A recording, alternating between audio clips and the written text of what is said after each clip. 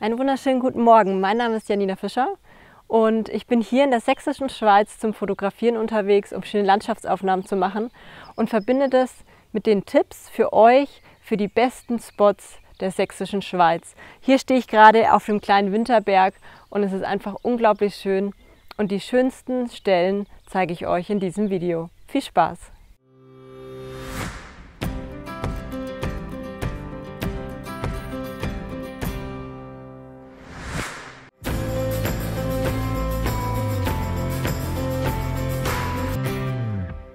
Ja, jetzt bin ich auch auf dem Winterberg und zwar auf der Ostseite sozusagen.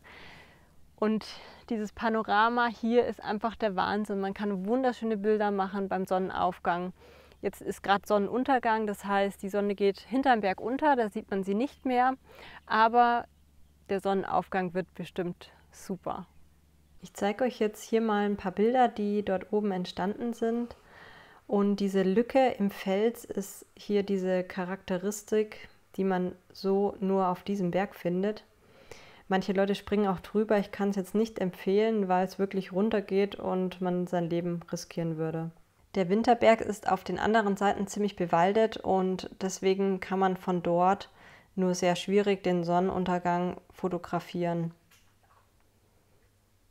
Was sich aber noch lohnt, ist der kleine Pavillon. Diesen findet man, wenn man auf dem Rundwanderweg ein bisschen zunächst nach Osten geht und dann relativ steil den Berg hinauf. Dieser wurde früher zur Jagd genutzt.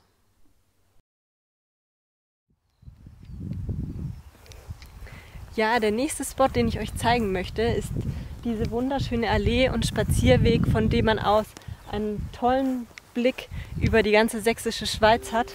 Und ja, wo das genau ist, das zeige ich euch im Blog.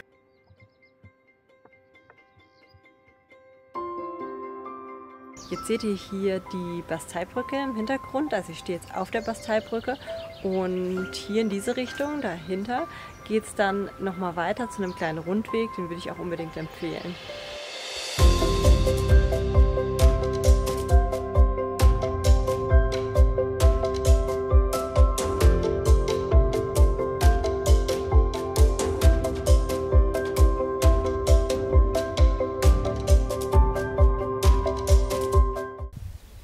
Ja, jetzt sind wir angekommen bei diesem wunderschönen Spot und ja, es ist einfach nur 15 Minuten fußläufig vom Parkplatz. Den Weg beschreibe ich euch ganz genau im Blog und ja, man kann jetzt von hier wunderschöne Bilder von der Bastei machen.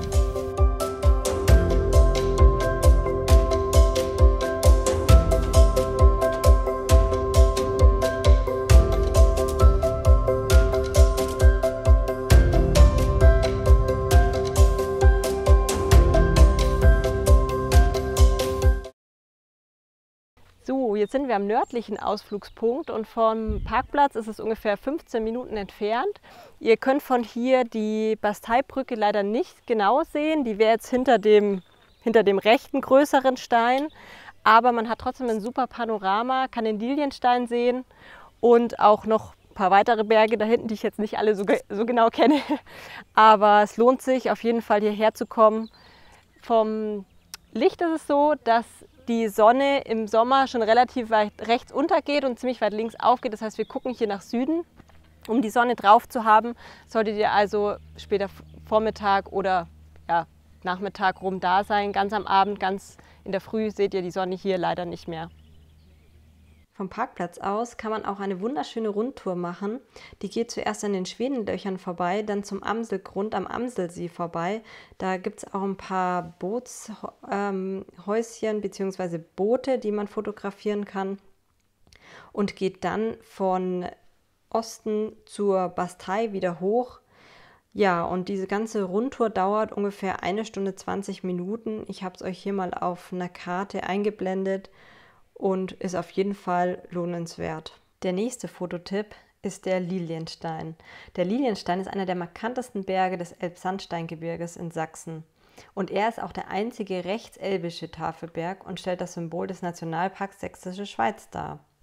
Auf dem Berg oben gibt es für die Leute, die hochgelaufen sind, eine Bergwirtschaft, die 1873 dort eröffnet wurde. Und es ist von April bis Oktober geöffnet. Man kann über 2 Wege auf den Lilienstein gelangen. Und der älteste Teile und Stufen des Südaufstiegs stammen bereits aus dem Jahr 1708. Der Nordaufstieg wurde erst 1900 durch einen Bergwirt erbaut. Jetzt nehme ich aber euch einfach mal mit auf den Berg und ja, ihr seht, es gibt zahlreiche Stufen und man muss doch ein bisschen schwitzen, bis man dann oben ist. Es gab auch mal einen Plan für eine Bergbahn, aber die wurde leider nicht umgesetzt und so muss man selber hochlaufen. Ja, der Lilienstein ist das Eldorado für Fotografen. Ihr könnt es hier schon sehen. Es gibt viele tolle Wege und Bäume, die man fotografieren kann. Der wohl bekannteste Baum ist die Wetterkiefer am Lilienstein. Und die Wetterkiefer ist wirklich was ganz Besonderes, weil das ein Baum ist, der so circa 1 Meter hoch ist und direkt aus dem Stein wächst oder zu wachsen scheint. Also es ist einfach ein unglaublich tolles Motiv für Fotografen. Hier bin ich jetzt auf der Westseite. Die Wetterkiefer findet ihr auf der anderen Seite auf dem Lilienstein und zwar auf der Ostseite. Und da nehme ich euch jetzt auch nochmal mit hin. Das geht dann auch wieder einfach diesen kleinen Weg hier zurück an dem Obelisken vorbei. Und hier ist auch eine ganz schöne Aussicht. Da kann man auf jeden Fall auch schöne Bilder von den umliegenden Bergen machen. Und wenn man jetzt hier noch ein kleines Stückchen weiter geht, dann seht ihr direkt die andere Kiefer. Es gibt noch eine zweite Kiefer, die man deutlich einfacher fotografieren kann. Und die Wetterkiefer ist dann einfach noch mal ein kleines Stückchen weiter. Da muss man aber wirklich aufpassen, dass man nicht abstürzt. Hier, diese Kiefer kann man etwas leichter fotografieren. Ja, und dann muss man den ganzen Weg auch wieder nach unten gehen.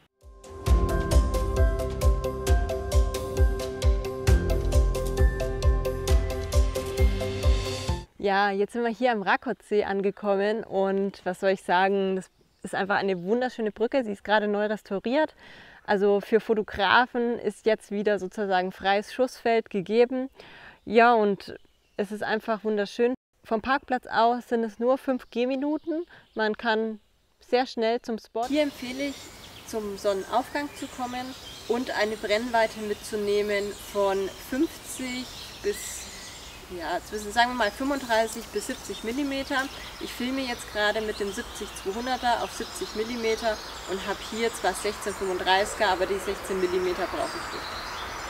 Ja, diese gigantische Kulisse ist nicht nur was für Fotografen, sondern auch für Familien und Ausflügler, die einfach Lust haben, hier spazieren zu gehen. Es duftet wundervoll. Kommt her, schaut es euch selber an.